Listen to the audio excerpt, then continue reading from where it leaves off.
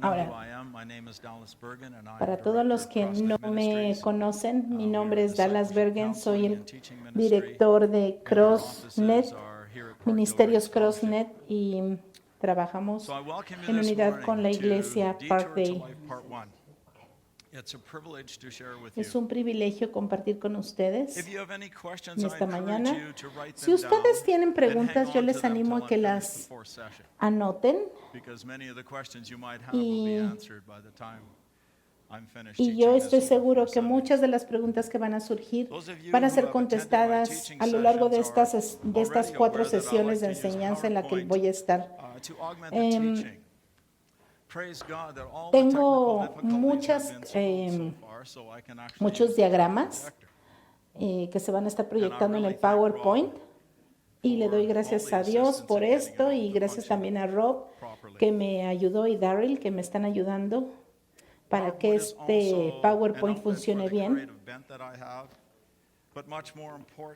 Y estas gráficas que les voy a presentar, espero que sean de ayuda para que ustedes comprendan el mensaje que traigo para ustedes. El mensaje, la serie de mensajes que tengo para ustedes es Retorno a la vida. Y voy a hablar acerca de cómo fue ese cambio que ocurrió en el hombre cuando cayó allá en el jardín del Edén. Cómo era la condición del hombre antes de la caída, cómo fue después de la caída y cómo es que podemos recobrar ese estatus delante de Dios. Voy a estar enseñando por los 4 siguientes domingos. Y para algunos de ustedes que ya han estado en las conferencias de la vida intercambiada, pienso que va a ser como un repaso para ustedes. Vamos a orar antes de comenzar. Padre, te exaltamos y te alabamos y te glorificamos. Señor, yo confío que hoy podamos alabarte y glorificarte en lo que vamos a escuchar esta mañana. Te pido que me ayudes en esta presentación. Señor, queremos que tú seas el que se mueva en los corazones de las personas. Y Señor, confiamos en que vamos a exaltar tu nombre y glorificarte en este día. Gracias, Señor, por el privilegio y la oportunidad de compartir en esta mañana. Y oramos, mi Señor, en el nombre de Jesús. Amén. Hoy vamos a hablar acerca del relato bíblico de la creación del hombre. Lo que vamos a ver hoy es cómo creó Dios originalmente a Adán. Podemos ver en el espejo cómo nos vemos por fuera, cuál es nuestra apariencia. Tal vez a algunos de ustedes les gusta lo que ven, algunos tal vez no. A lo mejor algunos de ustedes se sienten como si tuvieran 20 años en la mañana, pero luego se ven en el espejo y se dan cuenta que no es así. El primer círculo de la pantalla se identifica como nuestro cuerpo.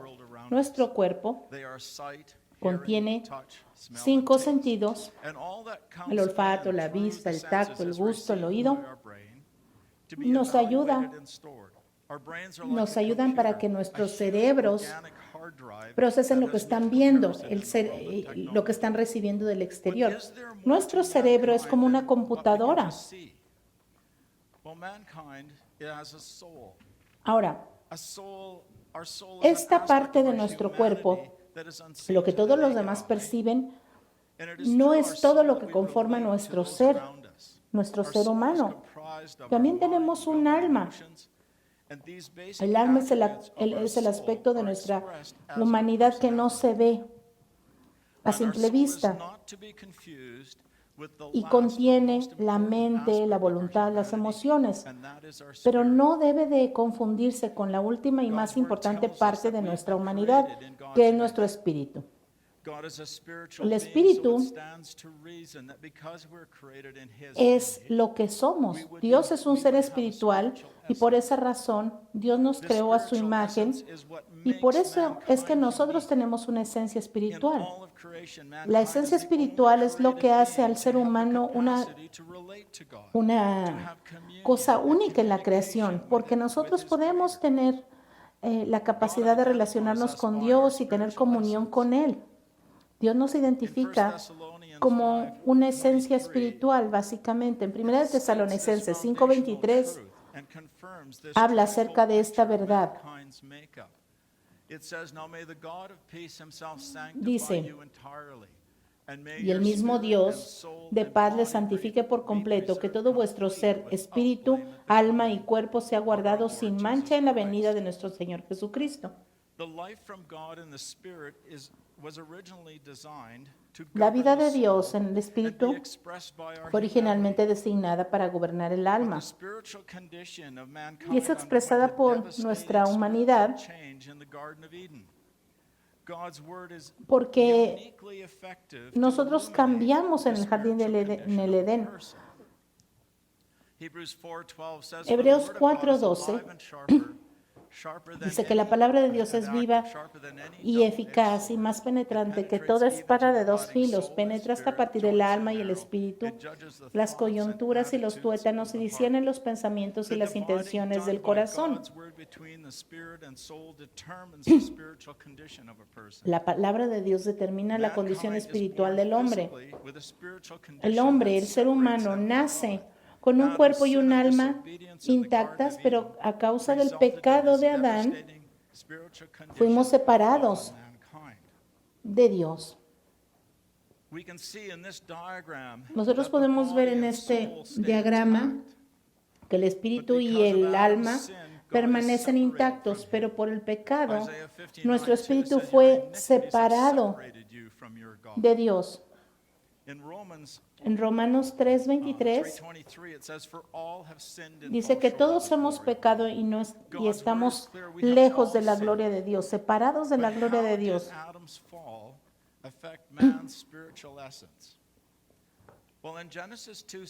En Génesis 2:17 dijo el Señor que del árbol del conocimiento del bien y del mal no deberíamos comer, porque el día que comieran, ciertamente morirían. Esas palabras fueron dichas a Adán y a Eva, y ellos desobedecieron. En Efesios 2:1 dice que nosotros estábamos muertos en nuestros pecados y transgresiones. ¿Qué significa esto? Que el día que Adán y Eva pecaron, el cuerpo o el alma de Adán no murieron, sino que el espíritu de ellos murió, es decir, se separó de Dios, de esa comunión íntima y espiritual con Dios. Esa intimidad se perdió. Esa era la vida real del hombre. El alma de Adán estaba designada a recibir vida de su espíritu, pero al perder esa conexión espiritual con Dios, el alma iba a tener que buscar otro recurso para vivir. Y ese algo que encontró Adán para vivir fue la carne.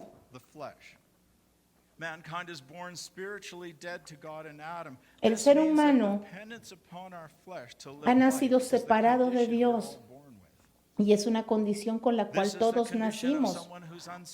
Esta es una condición de alguien que no ha nacido de nuevo. Está separado de Dios y está destinado al infierno. Es un pecador porque tiene esa naturaleza en su interior. Si tú nunca has recibido a Jesucristo como tu Salvador, esta es tu condición espiritual. Y no hay nada que puedas hacer por tus propios esfuerzos para cambiar esta condición. Dios lo deja muy claro en Efesios 2, 8 y 9. porque por gracia sois salvos por medio de la fe, y no de vosotros, pues es don de Dios. No es por obras, para que nadie se gloríe. La religión, en todas sus pervertidas formas, no puede salvar a nadie. Ser más bueno que malo tampoco te puede salvar. Solamente la gracia de Dios aplicada a tu vida puede salvarte. La gracia es el amor de Dios expresado a través de Jesucristo que restaura a una persona a una relación correcta con Dios. Esta obra de gracia estaba en la mente de Dios antes del comienzo de los tiempos. No era el plan B. Ese siempre fue el plan de Dios para el mundo. El día que tú recibiste a Cristo por fe en tu corazón, ese era el plan original de Dios para tu vida desde un principio. Efesios 1:7 dice que en Dios, en Jesucristo, tenemos redención por medio de su sangre, el perdón de nuestras transgresiones según las riquezas de su gracia.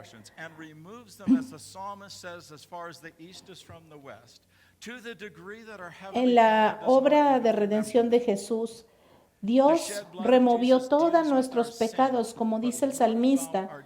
Así tan lejos está el este del oeste, así están tus pecados, removidos para siempre de ti por la sangre de Cristo. Romanos 6:3 dice, ¿o ignoran que todos los que fuimos bautizados en Cristo Jesús fuimos bautizados en su muerte?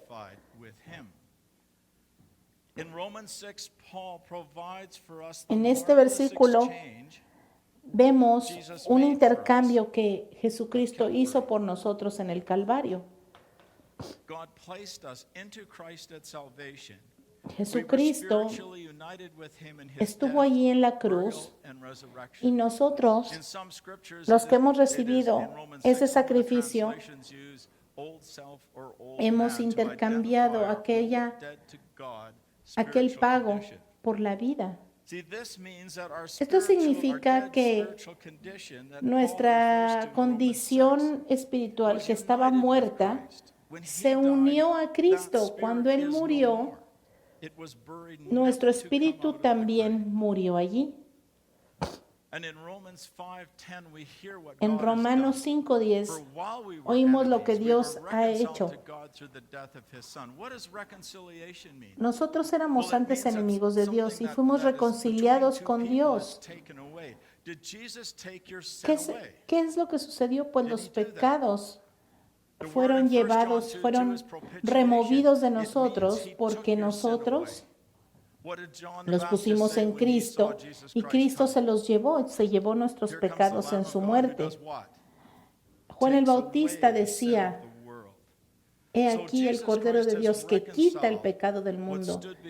Y eso es precisamente lo que Jesucristo hizo, quitó nuestro pecado.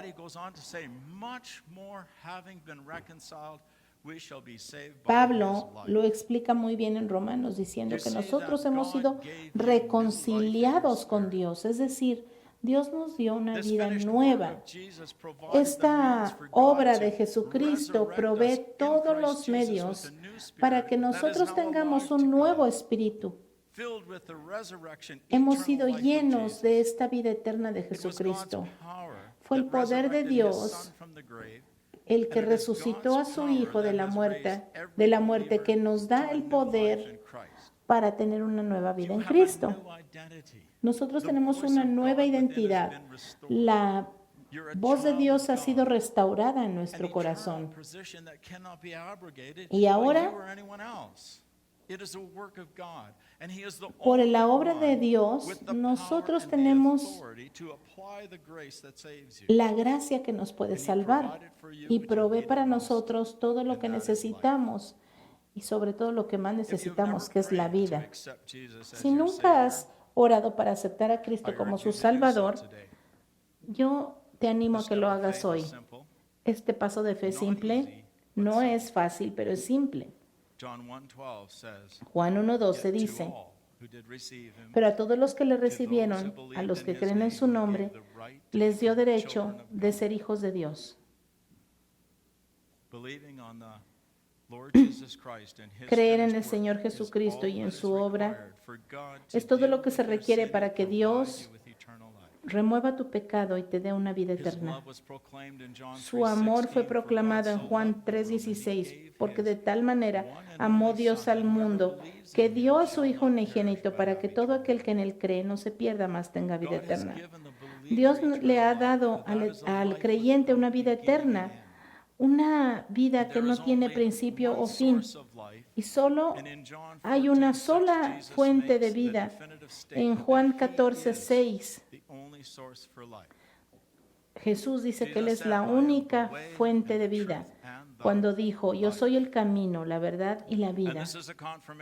Y esta es una confirmación de la promesa de Juan 10:10. Yo he venido para que tengan vida y vida en abundancia. Jesús prometió que Él vino para que nosotros tuviéramos esa vida abundante. La maravillosa obra de la gracia de Dios ofrece al creyente el poder experimentar esta vida diariamente. El proceso por el cual Dios nos hace que sea una realidad esta vida abundante es precisamente el objetivo de esta enseñanza. Pero también la Biblia dice que el enemigo ha venido para robar, matar y destruir. Y la primera parte de este verso identifica a Satanás como esa oposición que quiere evitar que nosotros experimentemos esta vida que Dios nos ha prometido. Y sus engaños comenzaron allá, tan temprano como en el jardín del Edén. En Génesis 3:5, Satanás se presenta y dice, Dios sabe que el día que comáis de este fruto, sus ojos serán abiertos y serán como Dios, conociendo el bien y el mal. Fue un engaño, una estrategia que usó para engañar al primer ser humano. Ahora, esta fue la desviación que causó todos los problemas del ser humano. Ahora,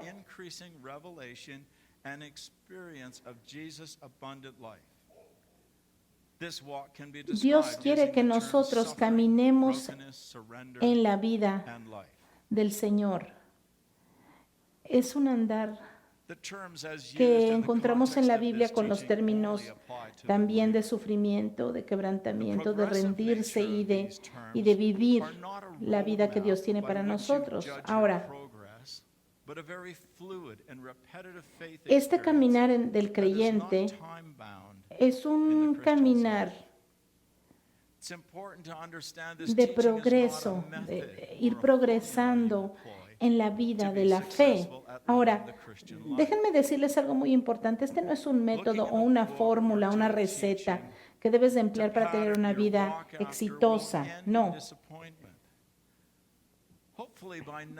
Yo espero que para ahorita tú te estés dando cuenta que cualquier esfuerzo que tú trates en tus propias fuerzas de vivir esa vida abundante es una receta para el fracaso, porque solamente Dios puede hacer que tú vivas esa vida de fe con victoria. No deberías comparar tu caminar de fe con los de los demás, porque Dios diseña un camino diferente para cada persona. Porque cada persona es diferente, cada experiencia de las personas son diferentes. Y cada persona ha reaccionado diferente al pecado. Yo espero, yo confío que el Espíritu Santo les revele a cada uno de ustedes cuáles son las facetas de su propio andar. Mi propia experiencia de esta desviación, por ejemplo, es muy diferente, es diferente a todo lo de los demás. Cada quien tiene un caminar diferente y hay contrastes entre todos nuestros caminar, entre todas estas formas de caminar por la vida cristiana. Por ejemplo, yo estaba todo preocupado enfocándome cómo vivir de una vida exitosa sin enfocarme tanto en Jesús. La verdad es que yo pensé que que yo estaba haciendo las cosas bien y yo pensaba que en mi vida se necesitaba algún elemento de sufrimiento para que yo pudiera experimentar la vida de Cristo o algo así, ¿no? Porque había leído historias de personas santas en la Biblia, como por ejemplo Job, que después de haber pasado por muchos problemas, había conocido a Dios íntimamente. Ahora, el miedo que permeaba mi pensamiento es que si no experimento una cosa así, problemas y sufrimientos, yo no voy a experimentar a Dios. Ahora,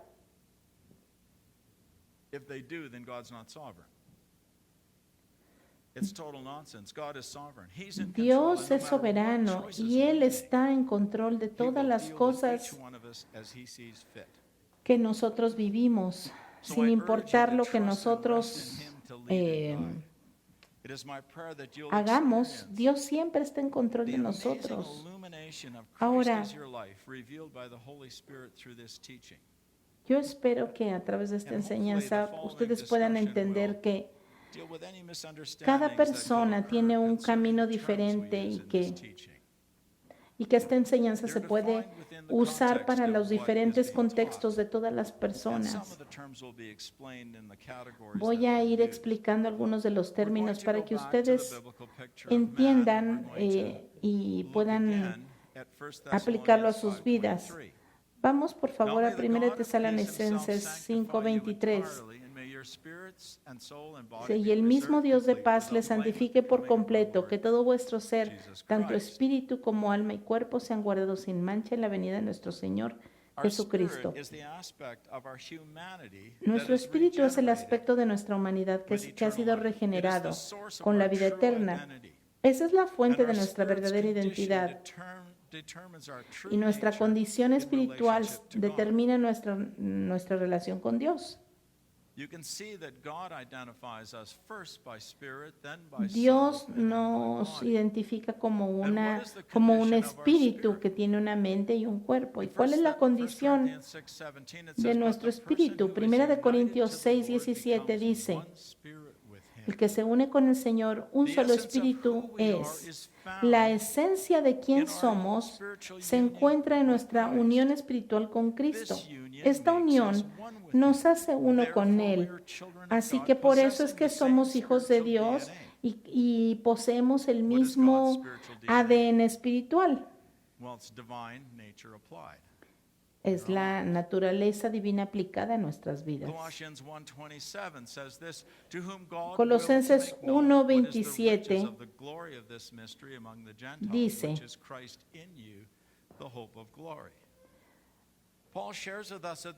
a estos Dios ha querido dar a conocer cuáles son las riquezas de la gloria de este misterio entre las naciones, el cual es Cristo en vosotros, la esperanza de gloria.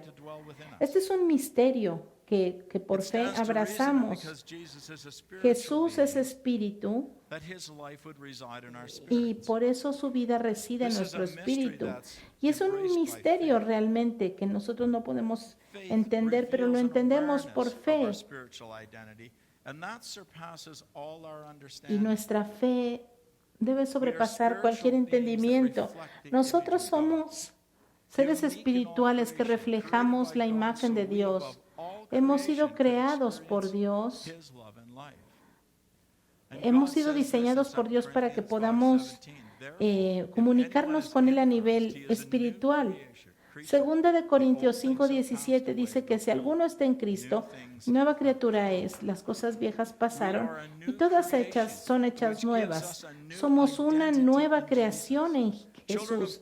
Tenemos una nueva identidad en Él, porque al momento de recibir a Cristo, tenemos una vida eterna, una conexión espiritual eterna con Dios.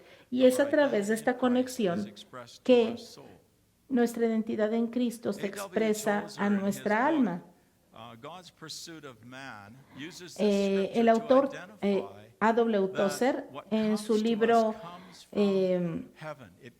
Dios busca al hombre, dice que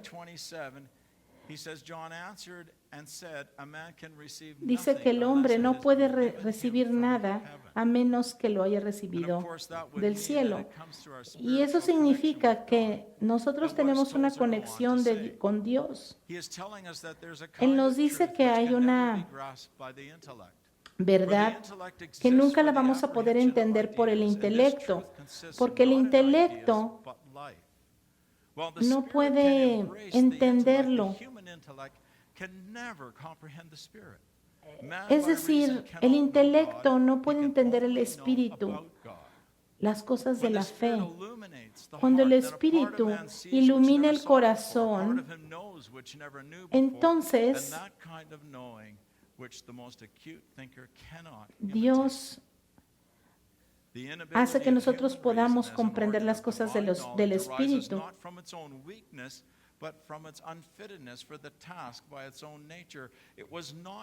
Nosotros tenemos una inhabilidad natural, una incapacidad natural de entender con nuestro órgano del cerebro esas cosas del espíritu. Y muchas cosas no las vamos a poder entender a menos que tengamos una intimidad con Jesús. Y esta intimidad con el Señor es una cosa que va mucho más allá de nuestra inteligencia o razonamiento humano. Esta enseñanza se llama la desviación a la vida. La vida de la que estamos hablando se encuentra solamente en Jesús. Es su vida, la que vive dentro de los creyentes. Ese es el poder que en la vida cristiana se expresa en la vida del creyente y le da gloria a Dios. En 1 de Juan 5, 11 y 12 habla de este testimonio. Y este es el testimonio, que Dios nos ha dado vida eterna y esta vida está en su Hijo. El que tiene el Hijo tiene la vida y el que no tiene al Hijo de Dios no tiene la vida. Nuevamente se confirma en Juan 10:10 que el enemigo no vino sino a robar, a matar y destruir, pero Cristo ha venido para que tengamos vida y vida en abundancia. Nosotros tenemos la vida de Jesucristo y la abundancia de su amor no la podemos medir por cómo nos sentimos o cuáles son nuestras circunstancias externas. Jesús provee una conexión espiritual con nuestro Padre Celestial y esa es la vida que se expresa a través de nuestra alma. Su vida se expresa a través de nuestra personalidad y nuestra alma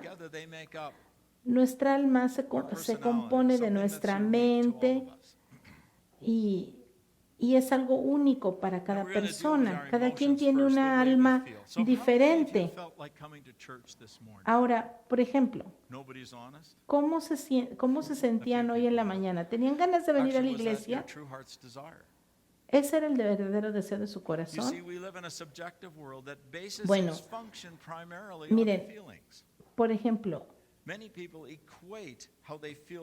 muchas personas piensan que ellos están como sienten, pero los sentimientos no son confiables porque nuestros sentimientos se corrompen con las circunstancias externas y con nuestros pensamientos. En la palabra de Dios Cuando se habla acerca de la verdad, no se involucran las emociones. La Biblia dice en Corintios 2:16 que nosotros tenemos la mente de Cristo. También dice que nosotros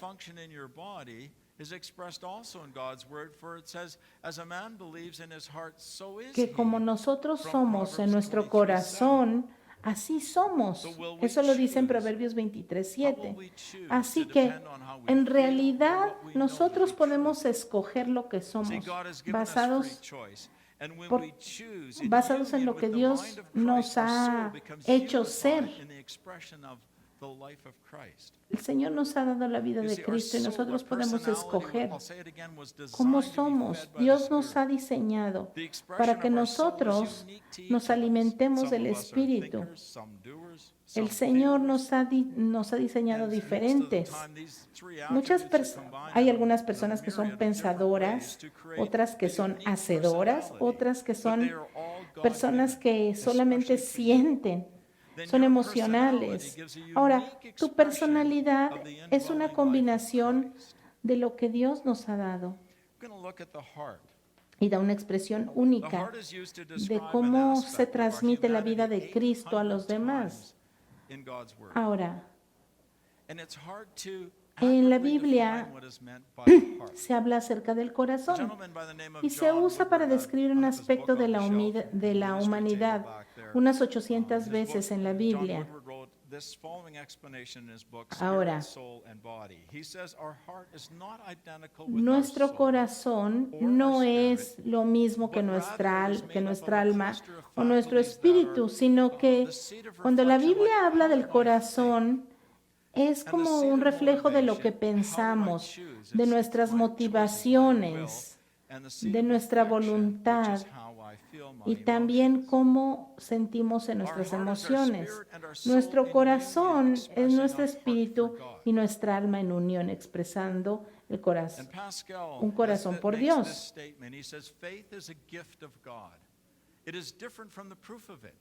Ahora, Dios nos ha dado fe y la fe es un regalo de Dios.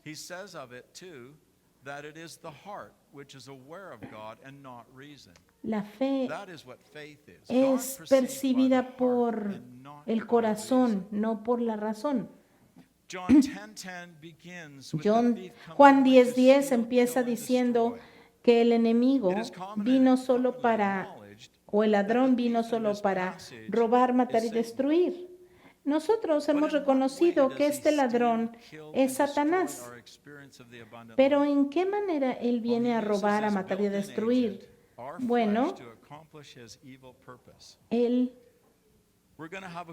usa nuestra carne muchas veces para cumplir estos propósitos. La carne, vamos a hablar acerca de la carne hoy, también para definirla. ¿Qué es la carne? Bueno, son las actitudes, las acciones y lo que hacemos independientes de Dios. Es la rebeldía en contra de Dios. Nuestra carne es una colección de estrategias que están animadas por nuestros esfuerzos bajo nuestro propio control. Y nosotros somos engañados cuando pensamos que podemos vivir de una forma contraria a la que Dios dice. Romanos 8:7 confirma que nuestra carne es hostil en contra de Dios. Dice, pues la intención de la carne es enemistad contra Dios, porque no se sujeta a la ley de Dios, ni tampoco puede. Una persona que no ha recibido a Jesucristo no puede complacer a Dios. Aunque quisiera, no podría. Ese es el corazón de la religión. Yo puedo vivir y agradar a Dios, puedo mejorar, puedo ofrecerle algo a Dios en mis propias fuerzas. Romanos 14:23 Dice que lo que no se hace con fe o lo que no proviene de fe es pecado. Y el problema aquí es que nosotros hacemos muchas cosas dirigidos por la carne y no por la fe. Romanos 7:18 dice, yo sé que en mí, a saber en mi carne, no mora el bien, porque el querer el bien está en mí, pero no el hacerlo. Ahora, nosotros tenemos cuando nosotros recibimos a Cristo, tenemos esta opción. Podemos hacer las cosas dirigidos por la fe o por la carne. Estas cosas están presentes en nuestra mente. En Romanos 7:23 se identifica otra ley que está dentro de nosotros. Pero veo en mis miembros una ley diferente que combate con la ley de mi mente y me encadena con la ley del pecado que está en mis miembros. Pablo está identificando la ley del pecado como una motivación detrás de nuestra carne. Es una ley como la ley de la gravedad que siempre está tratando de jalar al cristiano o sacarlo de experimentar la vida verdadera.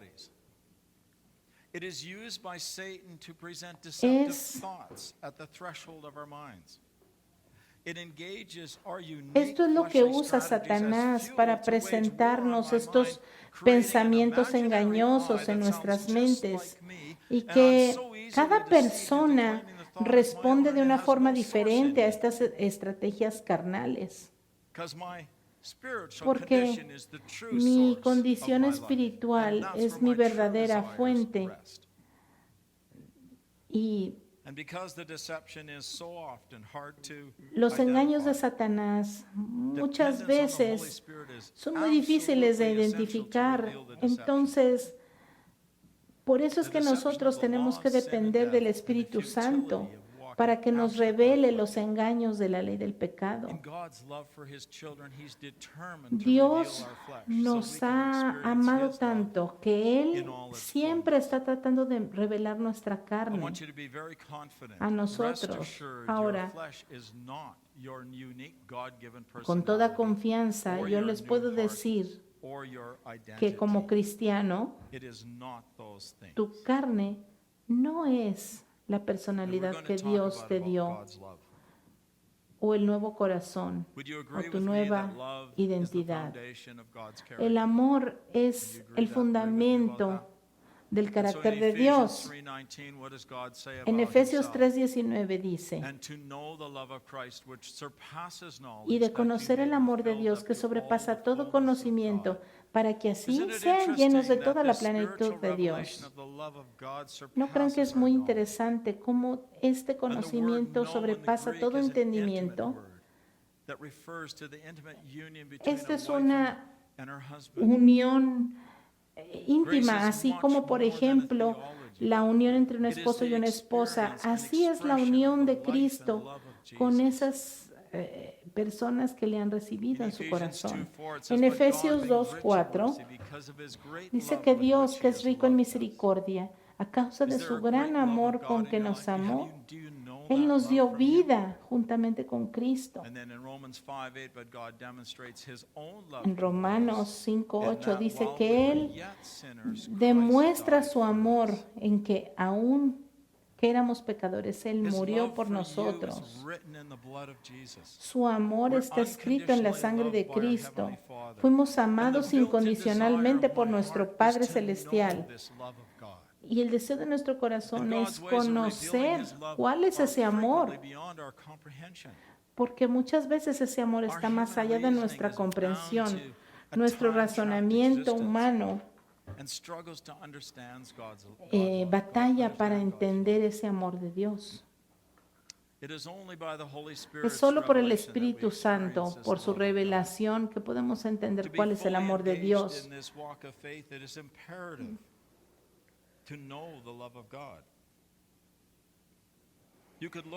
Nosotros podemos caminar un camino pues difícil, de quebrantamiento, de problemas y de cosas. Y tal vez mirando ese andar podemos pensar, no, esto no es amor, pero Dios nos ama, aún en medio de esas cosas difíciles de la vida. Y muchas veces es que Dios usa ese tipo de cosas para que nosotros retornemos a la vida.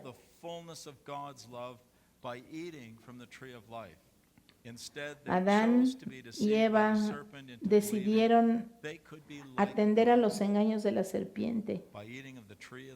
Ellos pensaron que de veras iban a ser como Dios comiendo de ese árbol del conocimiento del bien y del mal.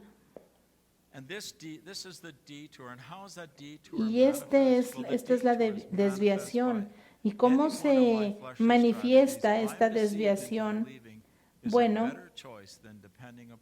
esto se manifiesta pensando que nuestro pensamiento, nuestra ocurrencia es mejor que depender de Jesús, depender en Jesús para la vida.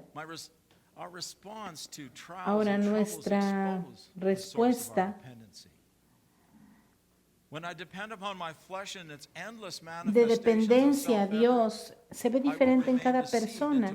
Cuando yo dependo de mi carne o dependo de cualquier otra cosa que no sea Jesús para experimentar la vida abundante de Dios, eso es vivir en la carne y eso nos pasa muy a menudo. La próxima semana vamos a ver